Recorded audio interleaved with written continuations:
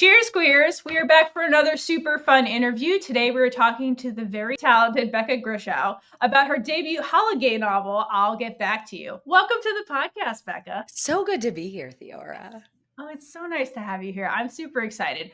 So this was actually probably the only holiday book I read this year, and I'm really glad you sent it to us. It was very fun and all my favorite tropes. For our listeners at home who may not be familiar with the novel, can you give them a brief summary about what it's about? Yeah, absolutely. So I'll Get Back to You is a queer holiday rom-com. I didn't actually set out to write a holiday rom-com. I just wanted to write about the night before Thanksgiving where everybody comes back to their hometown bars and has to see everybody that they knew from high school. Um, and that just kind of defaulted then into a holiday novel. But it is a fake dating, kind of a twist on fake dating, a little bit different, low spice, and coming of age holiday romance that mostly takes place over Thanksgiving, bleeds a little bit into Christmas, um, and is set in my hometown of Geneva, Illinois. So deeply Midwestern, deeply queer, and if I do say so myself, deeply funny. So It definitely was funny. The dialogue was really funny. I thought the pacing was really good too. It wasn't ever slow. It was very like I don't know. It was good. Good time. And I like the Thanksgiving. People don't thank center things you. around Thanksgiving enough, and it's a good like comedic setting because, like you said, oh, now Yeah. I'm facing all these people again. Just Yeah, to anxiety. me, Thanksgiving is such a more interesting holiday than Christmas. Yeah. Um, I don't know. And it's also inherently, at least in my opinion, a more stressful holiday. Yes. Um, and Exactly. so that leaves so much room to play with to create tension in different ways. It was a lot of fun. Yeah, especially like okay, so in the novel, not we're not going to spoil things, but in the novel, one of the characters has to go to like somebody else's house, and it's like, what do I bring? I don't know these people, and there is like a stress element to it for sure. That's super fun. Yeah, everybody does Thanksgiving so differently, and True. everybody thinks the way that they do it is right. And and yeah, playing with some of those family traditions or not having family traditions, and especially in like queer culture, finding what parts of your family feel correct and what parts you kind of want to like step back and opt out of. And like, do those traditions feel right for you as a queer person, or does that only make sense to you in the context of your own family? Lots of fun stuff to play with. I feel like I'll probably write more Thanksgiving books because I just have so many thoughts about it. Right? It really is a good setting, truly, especially like because this novel was a coming of age story, and like everything you just mentioned is a really good like, well, who am I and how do I fit in the world and in my microcosm of my family too, which is very fun like to think about. So I like that a lot about the story. Uh, what inspired you to write this novel, other than it was very fun? Well, I was a ghostwriter for about 6 years. I got my start writing romance novels or ghostwriting romance novels. I had never read a romance novel prior to being hired to ghostwrite one, and then learned real quick.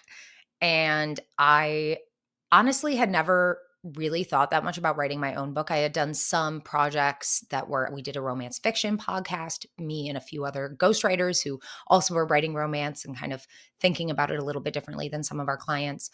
But I started posting on TikTok in 2020. I was a really early adopter, and I was talking about ghostwriting. I was talking about my job as much as I could, right? Of course, ghostwriting comes with a hefty dose of NDAs, but talking about ghostwriting more as a concept, not the actual nitty gritty of the work I was doing. And I had a lot of people in my comments saying, well, if you're ghostwriting these best selling books, why aren't you just writing your own book? And the answer to that was money. Ghostwriting is guaranteed money. Writing your own book is a complete gamble, uh, which is why I hadn't done it. I couldn't afford to do it until my circumstances were such that I grew my ghostwriting business large enough to take a little bit of a leap on myself. And anybody who knows me personally knows that while I didn't peak in high school at all, I am very obsessed with the people I went to high school with and what they're up to now and how they have changed or not changed from when they were in high school.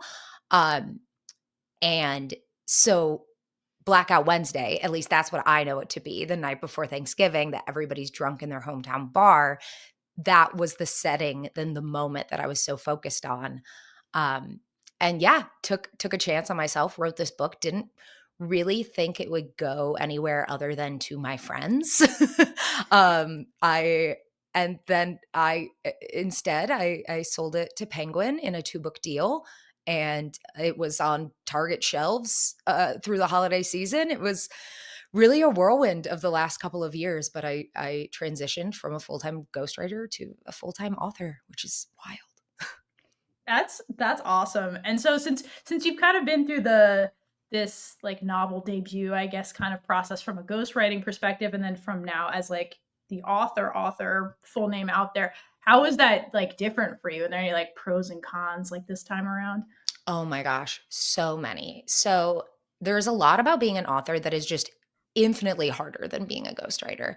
Being a ghostwriter, I always kind of refer to it as being the nanny of the book, because you're given a book in like an infant state and you have to raise it to adulthood and then hand it off, and you don't get any of the credit, but you also don't have to pay for it to go to college. You don't have to, be responsible for the kind of person it truly grows up to be.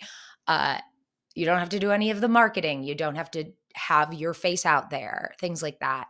And also, if it's poorly received, you have nothing to do with it. Your name isn't on it. It's at the end of the day not your problem, because the things about it that are poorly received are also probably not decisions that you made.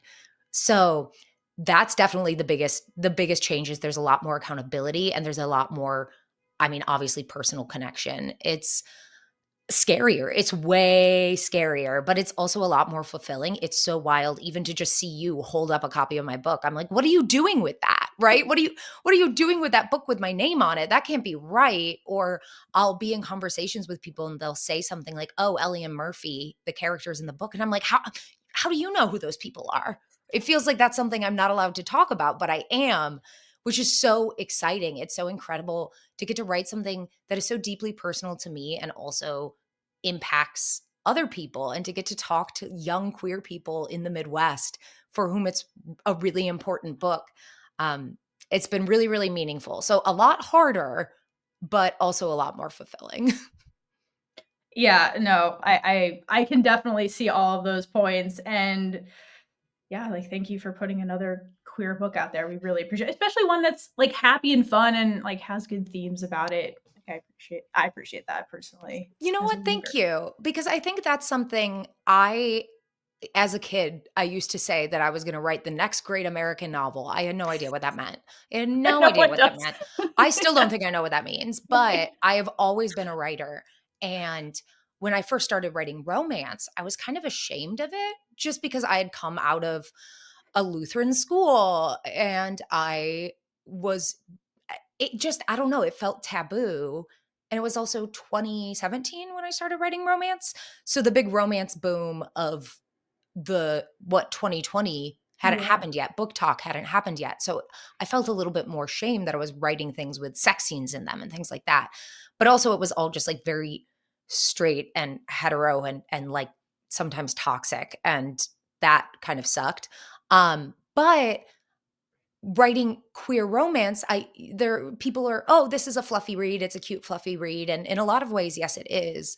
But it's also, it shouldn't be a radical thing to put out a book where there are queer people who don't have to justify their sexuality, and they aren't like grappling with a ton of internalized homophobia, and they just get a happy ending. Queer people with a happy ending is pretty radical, unfortunately, still. Unfortunately, So, yes. yeah. So that's what I like But to write. no, and I love it, and I appreciate that, because you did create, again, characters who are just people, and being queer is just part of their identity and just kind of part of the story, but the story is a lot more than that. So I want to go back to something you mentioned at the beginning. So this story takes place in your hometown of Geneva, Illinois. And according to Murphy in the book, Geneva has a quote, microscopic gay scene. So I'm just curious why you chose your hometown as the setting of the novel. Yeah. So when I grew up, I started coming out as bisexual as early as 9 years old. I knew this about myself as early as 8 years old, but I didn't have a word for it yet because I had not yet been on Yahoo Answers. Um, Yahoo Really old. Answers really opened a lot for me. Um, so this is something that I have known about myself for a long time. I have been in and out depending on my social circles, right? My theater friends all knew that I was bisexual, and um, my church friends all knew that I was bisexual because I grew up in a very cool church, a very, very cool church. I'm really grateful for the church that I grew up in. I don't have religious trauma. It's wild. I'm very lucky. But um I didn't know a lot of queer people or a lot of out queer people. I had my best friend Connor, who was a year older than me, and he's gay. And so it was kind of him and me against the world. And there were some people who would come out and then maybe go back in. And then there were also people that I thought, oh, this girl and I are hanging out all the time and we're like really physical with each other. And I see where this is going. And then they're saying, "Oh, no, no, no, no, I'm straight." And then years later, of course, they come out and I'm happy for them. And I'm also a little bit, where were you? What could have been, right? What would it have been like to have more of a queer community when I was in the suburbs and when I was growing up, and to not feel so alone or so different in that way?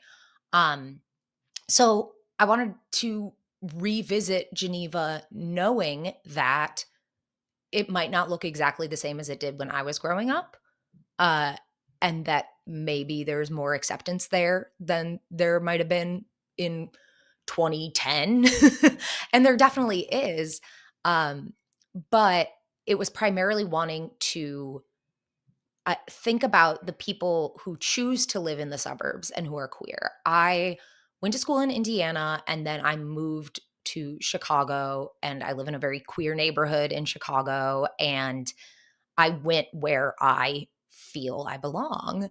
And I like writing about queer people in spaces that aren't like the traditional queer spaces. Um, and I was a queer person in Geneva, so I wanted to explore that more.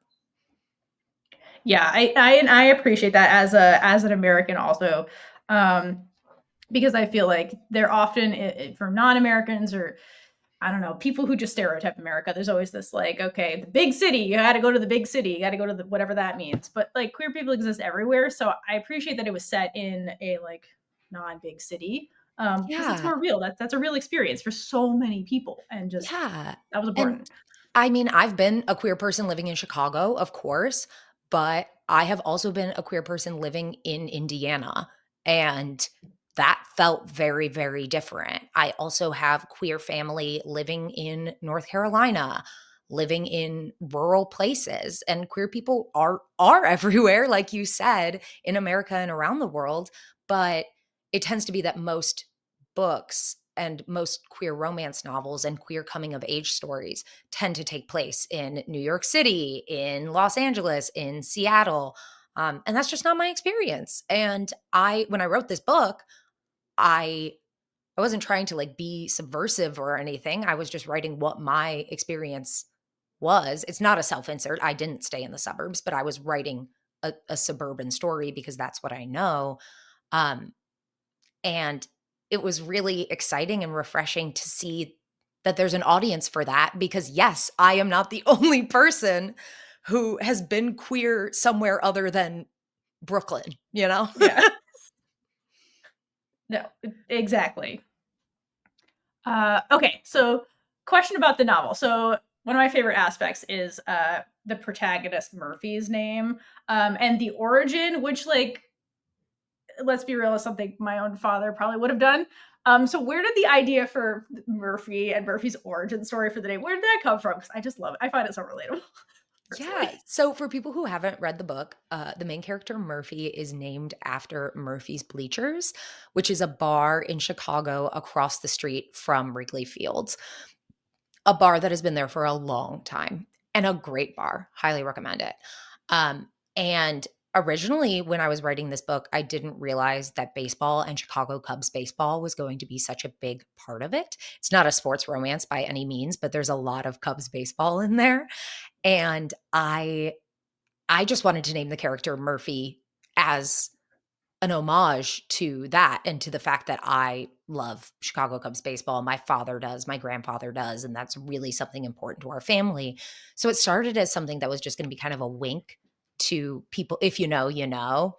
And then it ended up being a really integral part of the story. I didn't intend to write this character being a kind of washed up former softball star from her high school days who is a big sports fan.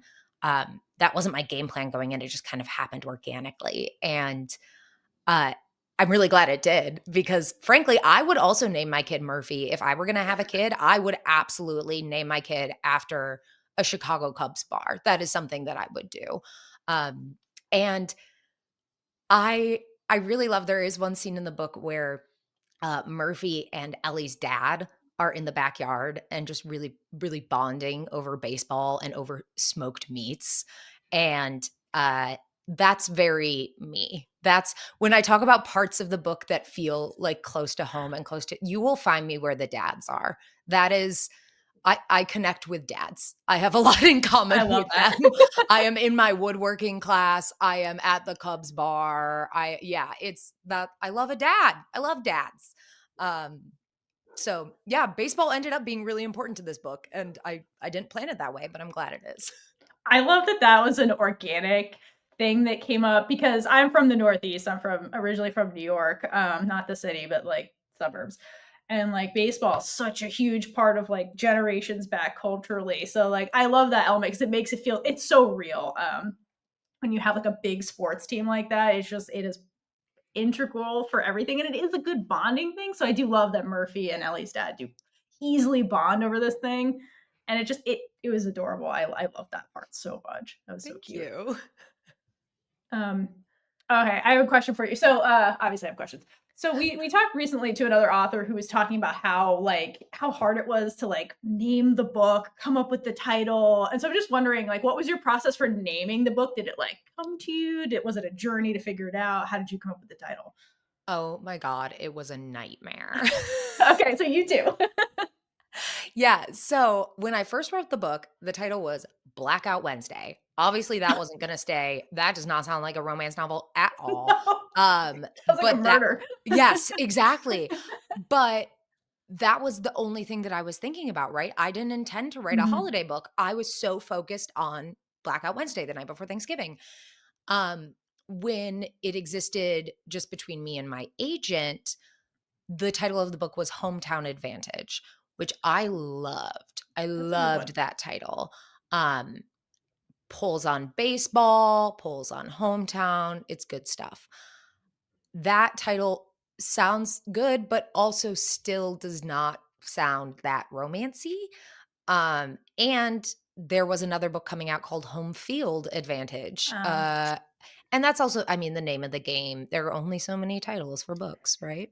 yeah. So me and my editor and my agent sat on a call with a Google Doc, um, looking through the book, looking for anything and just like brainstorming. And I just kept typing hometown advantage in the Google Doc because I was seriously so out of ideas. Like I had nothing. And I was also like, I could rewrite the book. I could tweak this to be like this, and then we could name it this. My editor is like, Becca, no, you can't. The book is done, Becca. The book is complete. I would soon, but I was much more prepared to like rewrite a section of the book to make something fit rather than try to come up with another title. I was so over it. Um, I'll get back to you ended up as obviously in the larger sense, I'll get back to you. These two people veer and then come back together. We see that also in the friendship story of this. And there are a lot of offers being made in this book that Mhm. Murphy doesn't make decisions on right away. There's a lot of accepting an offer and thinking, I'll get back to you on that. I'll get back to you on that. Um, so that's where the title came from. Uh, Turfuckin didn't make the cut. There were a lot of like bad Thanksgiving puns that we tried and none of we kind of struck out on that. But I like where we landed. It feels right because it is a holiday book, but you can't call it like Right. Jingle all the Geneva, No. it's not super Christmassy, it is No, it's not. Thanksgiving-y, but it's not, like, intensely Thanksgiving-y, it's just set at that time, so, Yeah. yeah, I the second book is the draft of it is with my editor right now, and I currently have 2 different titles that I refer to it as in my head, and I'm certain that neither of them will end up being the title. The worst part of writing a book, in my opinion. Well, that's not true. There are a lot of hard parts, but It's up there. it's up there. Oh, yeah, it ranks for sure. So basically, don't get attached to the title until it's printed. Nope. Nope. And I actually talked to a writer once who was trying to write a book, and she was trying to write a book in such a way that it worked with a specific title. Ooh. And Hmm. I really advised her against that. I said, you don't have to take my advice if you don't want to, but that's going to limit you so much. If you're trying to create something that looks like what you want to call it, then you're not giving yourself enough room creatively to make it what it needs to be. Right. Um, and you know what? I still haven't seen her release that book. So I don't Oh. know. Mm. I don't know. Best of luck Mm. to her. But yeah, getting too attached. It's almost like, right, if you were having a baby and in your head you had a name for that baby and then you gave birth to that baby and it was like, oh no, the baby doesn't look like a Samuel or whatever. It's Right. wrong. You have to be able to be flexible. That being said, you're not marketing your baby, so it's probably Also less that. important. And if you are marketing your baby, then I have concerns. Yes. That's a different podcast. That is a very different Marketing your podcast. baby. All right. So the story is written from it's like a single point of view from like Murphy's the protagonist. You're in Murphy's head most of the time. I'm always curious why authors choose to do like a single point of view versus like switching between like Murphy and Ellie or Murphy and Kat or something. Why did you choose to like stick with Murphy throughout the book? I think that this is Murphy's story first and foremost. Murphy and her best friend Kat have a real narrative arc as well. A lot of romance novels, the only you really care about person A and person B, right? Um, I think there is at least person A, person B, and person C in this book. Um, and I I can't even say that the romance arc is more important than the friendship arc in this book or that the friendship arc is more important. It is a romance novel, but not completely in the traditional sense. So, leaping around perspectives just didn't feel like an option when it really is this is a story about what Murphy is deciding to do first and foremost, and how she is navigating her relationships as it feels like everybody else's life is changing and hers isn't.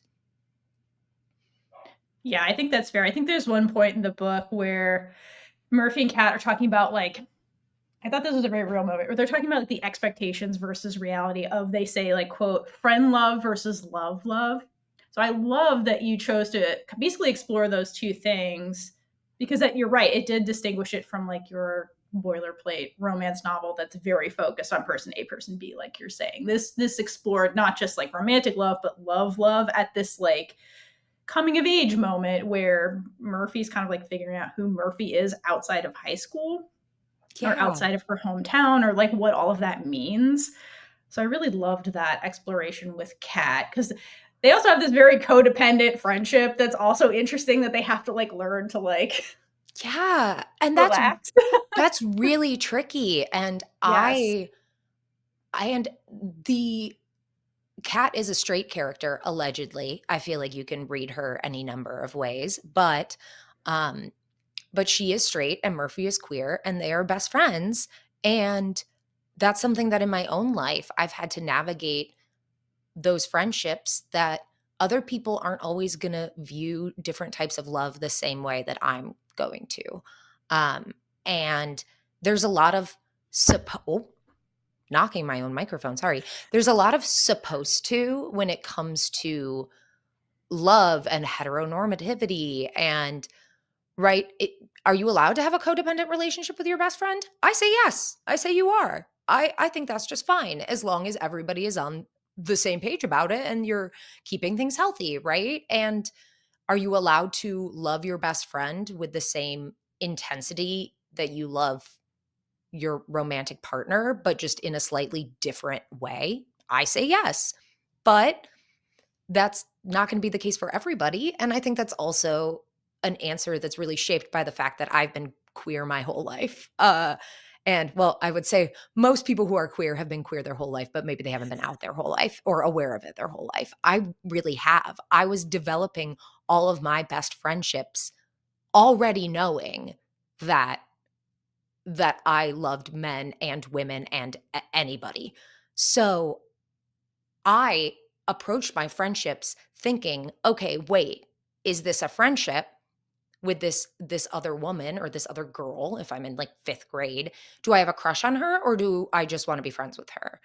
And that's something that I had to approach every relationship with through those lenses from a very, very young age. And so that shapes the way that I look at love. And I hope other people are thinking about that too. And that's part of why, yes, you can read this book as just kind of a fluffy rom-com coming of age, or there's a lot of really big themes about like queer love and queer friendship that you can dig into. Yeah, I totally agree with that. That's really interesting, like, having that lens to look at the world at such a young age, like, it really makes sense. It would shape how you interact, like, going forward in a really, like, cognizant way. Because it Yeah. seems like in the book, like I don't know that Murphy and Kat were, like, aware that they were codependent, but it came, like, very glaringly aware once they started getting significant others that were, like, not going anywhere, and they kind of had to confront that more and be like, "Okay, like, let's figure this out." So everybody's on the same page, like you're saying. It was really interesting to see that, like, in their 20s kind of thing. Yeah. And that's something navigating in my 20s. Um, I remember having a conversation early with my friend about my partner and saying like, okay, yeah, he is extremely important to me, but he's never going to be more important to me than you are, and you're never going to be more important to me than he is. Like, you guys are equally important. And this friend had said, no, he's like supposed to be more important. That's okay. And the ideas of importance and love, and we don't have to rank people in our lives, and how do we commit to different people with different types of love. It's just, there's so much that I feel like I have to write 18 books about it, and I do wonder how I will think about it even 5 years from now, 10 years from now, because it's something that I feel like every book that I write is kind of rooted in that. And I would gladly read all 18 of those books because honestly, like, it is something to talk about because, currently right now we're watching a show called Heartstopper, and it's a based on a book series that, like, deals with the same kind of things where it talks about relationships in all its forms and how, like, platonic relationships can be just as important as, like, your familiar relationships, as your romantic relationships, but we're, like, conditioned to, like, prioritize romantic ones, and it's like, why? Like, all these relationships are really important. So I do like you said, that while there is a romance element to the book, there's a lot more going on with like Murphy and Murphy's other relationships. Even like her trying to figure out her relationships with her parents as she's like becoming more of as she's being transitioning into independent adult is also really interesting because like they've been close knit for so long. And it's like, well, what does that look like when we're not together every single day? Like that can be scary to navigate. And so I like that Murphy does go through these changes with a lot of her close relationships, not just like this romantic one she's pursuing, which is Yeah. important to me. And I think a lot of romance novels are just really focused on the two folks who are involved, or more than two. There are all sorts of books out there. But if we think Yeah. like standard traditional romance novel, and those books are great, to be clear, they're so, so, so good. I am just a little bit more interested in the idea of a love story within the context of all of the love stories that somebody is in. The love story with their work, their because I have Yeah. a love affair with my writing. I have a love affair with my best friends. There's so many loves in my life. And those are romances in their own right that can exist parallel to the romance that I have with my partner. Absolutely. Oh, so well said. I love that point. Okay. Something that was brought up in the book that I just need to ask. So at one point the characters explicitly state this is not a Hallmark movie.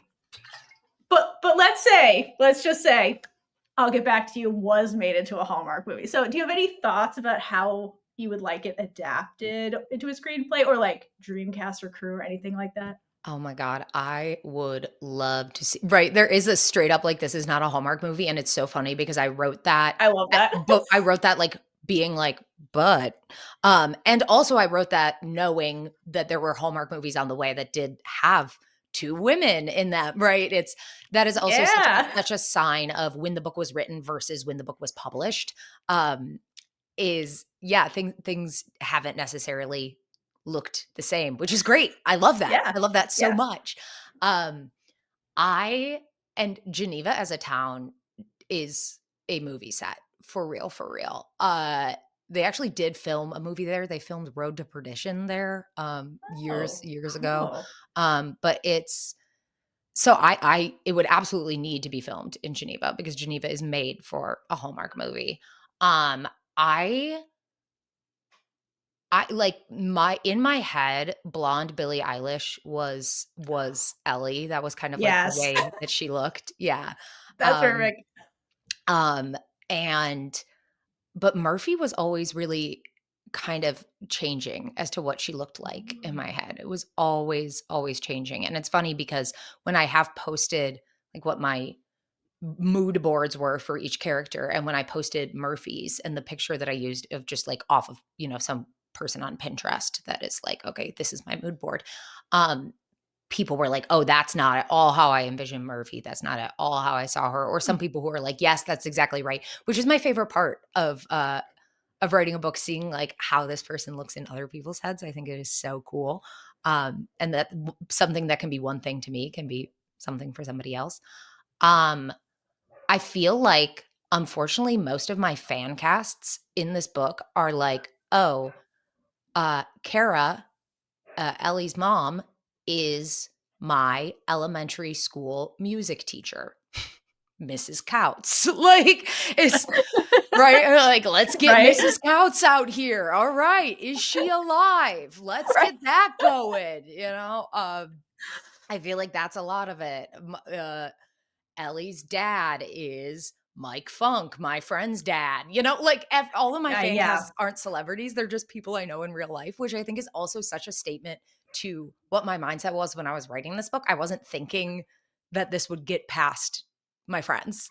Um, Whereas the second book now, I can tell you exactly what the fan cast is for it, which is so funny. It now working on a second one, already having a literary agent, already having the book deal for it, knowing that it is going to be a book that is on shelves, I look at it a different way. So Hallmark, if you want it, you can really have free reign with it. You got a lot of options. That's what I'm saying. I mean, I would like to see it. My Do you listeners would have like to see it. do you have any in mind? Did you like Ooh, picture anybody when you read it? good question.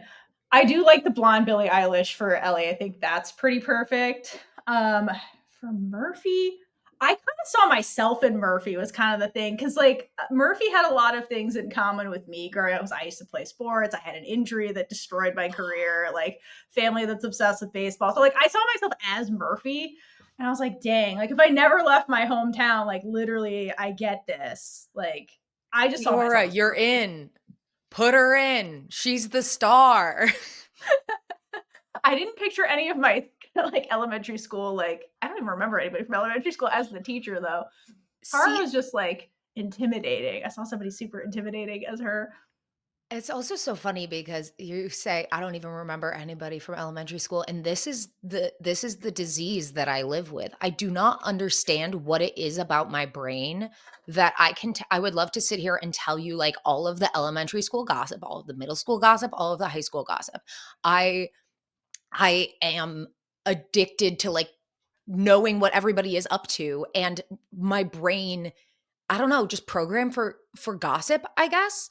I can sit here and be like, well, everybody in first grade had either a crush on Mark or Brandon. I was a Brandon girl. My friend Liz was a Mark girl. Like, it's so, like, why do I remember this?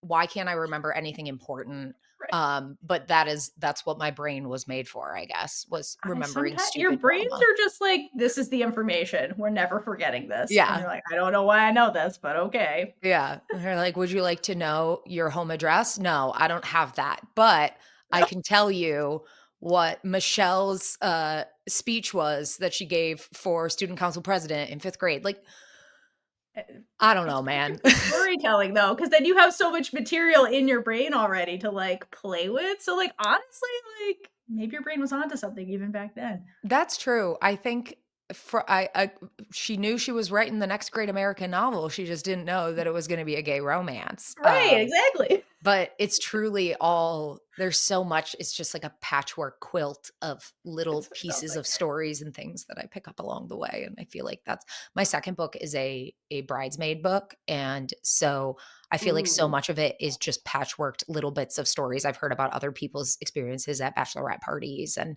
like, things all, like, twisted and woven together in fun ways. It should be really, really interesting. So, is there anything you can share about the second book, or how's it going? I know you probably can't say much, but, like, how's it going on the It's second book? yeah, it's going great. It's with my editor right now. This was the Oh, first like full draft. My first draft was a mess. And this was more of a okay, this is actually like a proper book. So that is set to come out either spring or summer of 2026. wow. So, yeah, that's it's very much like think the movie Bridesmaids, but what if two of the bridesmaids were enemies to lovers? Uh, Again, not Hallmark, but somebody else. Where's the movie? Oh, yeah, it is straight up in my brain, it's Zendaya and Renee Rapp. Yes. It is a little bit Oh my like god, I love it Renee Rapp already. fan fiction. I really and you know what? The Renee Rapp character's name is Renee. Perfect. I said I won't be subtle about it. I know exactly what I'm about here. I cannot wait to share this with my co-host. She should be sad she missed this interview. Oh my god, that's so exciting. Oh, that's so great. I'm really happy for you. I'm glad that this journey has been going really well because it can be scary to like put your name out there and put your little baby out in the world. So I'm Yeah. glad that this seems to have been a positive experience, at least from what you're sharing. It feels like it's going great, and it Good. feels illegal that it feels like it's going great because It's that's true. not how it's supposed to go when you're an author. It's supposed to be and I mean, let's not front, right? I say, "Oh my god, it's incredible that my first book was on Target shelves and it's such an important and it's set in my hometown." And like that is all true and also I wrote about 50 books before that for other people. Right. So, it is my first book, but no, it's not at all.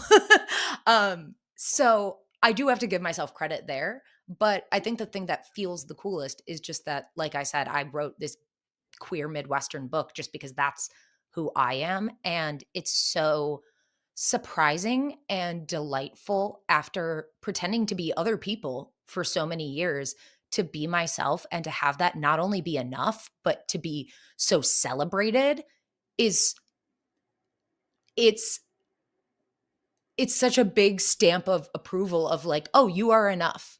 And that feels wild. I didn't know that my book would be released in the era of Chapel Roan. Penguin saw something coming that I did not see coming.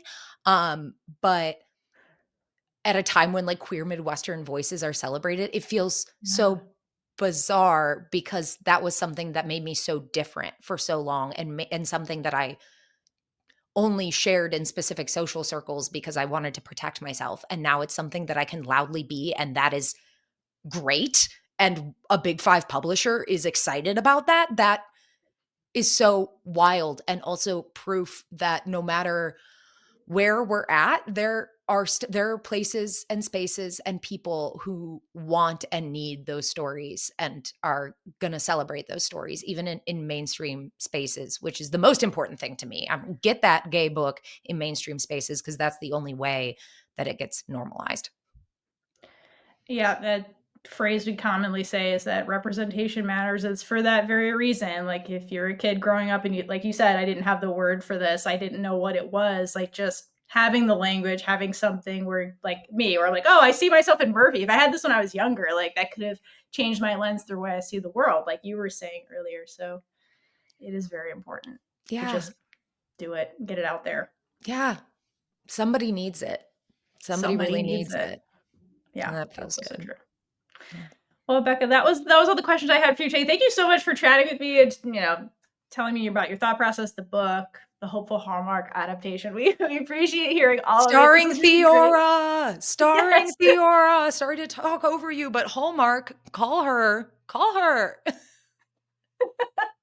I'm ready. Let's do it. Yeah.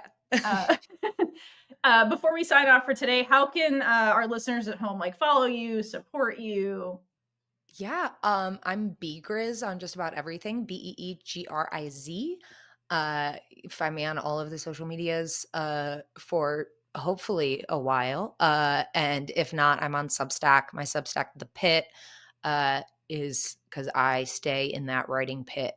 That's what I call it when I go write. I'm like, I'm going into the pit. So there are essays there and lots of like queer joy and chaos all over the place. And if you see me walking around Chicago, say hi. And pick up a copy of. Yes. I'll get back to you. Yeah. You will like this. You'll I like promise. it. If you You'll like like me, you'll like it. I promise. Yes. All right. Well, thank you again. This has been super fun. We really appreciate it. So, and everybody at home, please follow Becca, get the book. And until next time, hydrate for lesbian Jesus and gay it up all over the place. Amen. Yeah. Bye, everyone. And with that, we've been Big Gay Energy. If you like this episode, check out all our other episodes right here on YouTube. Please like, leave a comment below, and subscribe for more amazing super gay content.